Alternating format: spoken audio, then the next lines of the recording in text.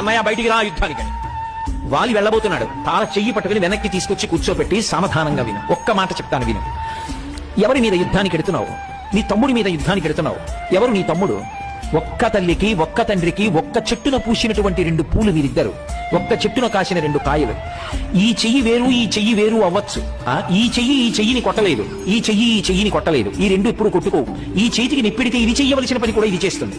ఈ చేతికి నిప్పిడితే దూష్యమైన పని అని చూడకుండా ఈ చెయ్యవలసిన పని కూడా ఈ చెయ్యి చేస్తుంది. ఎందుకని అంటే ఈ రెండు చేతులు దీనికి చెందిన వాళ్ళమని నేను అన్న భావనతో కలిసి ఉన్నాయి. నేను అన్న ఆ తల్లిదండ్రులలోంచి వచ్చిన రెండు కొమ్మలు, రెండు కాయలు లాంటి వాళ్ళు, రెండు పువ్వులు లాంటి వాళ్ళు ఎందుకయ్యా కొట్టుకుంటారు? ఒకవేళ నీ తమ్ముడు తప్పే చేశాడనుకో, దానికి నువ్వు అంత దెబ్బలాడాలా? నిత్తురు కారిపోయేటట్టు కొట్టాలా? ఇద్దరూ వీధిన పడి గదాయుద్ధం చేసుకోవాలా? ఇంత శక్తివంతులే మీరిద్దరూ చెయ్యి పట్టుకుని నిలబడితే దుర్నిరీక్షులు కదయా. లోకం ఎంత సంతోషిస్తుంది ఇటువంటి బిడ్డల్ని కన్నా తల్లిదండ్రులు ఎంత గొప్ప వాళ్ళని. తండ్రికి తల్లికి రేపు తద్దినం పెడితే బొటనవేలు మించి నీళ్లు విడిచిపెడుతుంటే పెద్ద కొడుకు చెయ్యి కిందనుండాలి, మిగిలిన కొడుకుల చేతులు పైన ఉండాలి. ఆ ధార పెద్ద కొడుకు చేతిలోంచి బొటనవేలు మించి కింద పడాలి. తల్లిదండ్రులు పుచ్చుకునేదా నీళ్లు ఒక్కటి.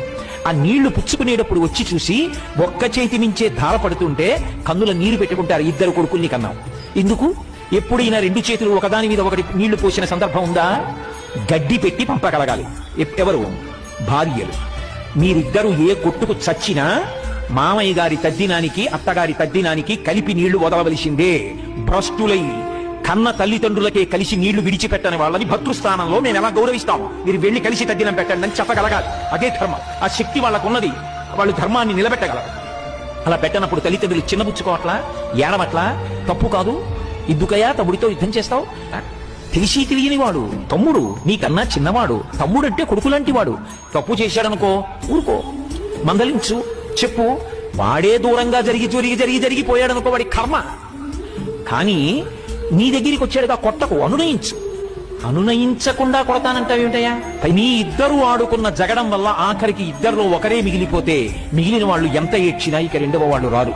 నా మాట విను. మీరిద్దరూ కొట్టుకుని ఒకరు చచ్చిపోకూడదు. తప్పది.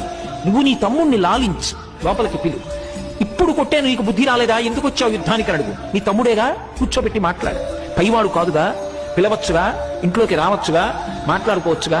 నేను వదిననేగా, నాకు బిడ్డల్లాంటి వాడుగా, చెప్పడానికి నాకు అధికారం ఉందిగా. అది తార గొప్పతనం రామాయణం.